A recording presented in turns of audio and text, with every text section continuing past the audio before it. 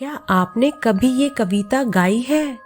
London bridge is falling down, falling down, falling down. सुनने में ये बस एक बच्चों की कविता लगती है, मगर क्या हो अगर मैं कहूँ कि इसके पीछे छुपा है एक खौफनाक रहस्य। लंदन ब्रिज इंग्लैंड का सबसे पुराना पुल माना जाता है। सैकड़ों सालों तक ये पुल बार बार गिरता रहा। कभी बाढ़ में बह गया, कभी आग में जल गया, कभी युद्ध में टूट गया।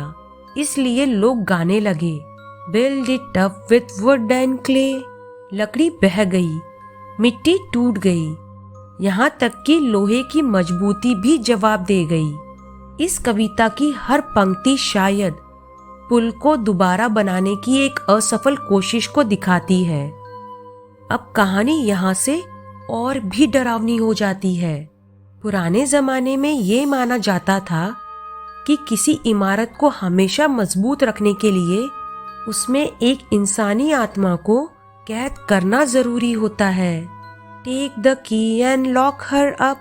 कुछ इतिहासकार मानते हैं कि ये पंक्ति एक बच्चे की बलि की तरफ इशारा करती है, जिसे पुल के अंदर जिंदा दफन कर दिया गया। कोई ठोस सबूत नहीं है, लेकिन ये डर आज भी जिंदा है।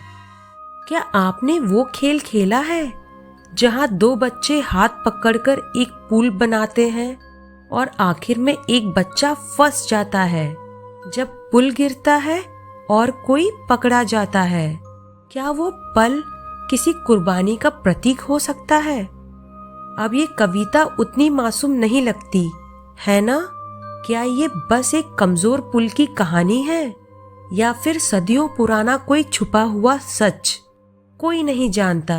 लेकिन अगली बार जब आप सुने London bridge is falling down, तो ध्यान से सुनिएगा, क्योंकि कुछ बच्चों की कविताएं असल में बच्चों के लिए बनी ही नहीं होती।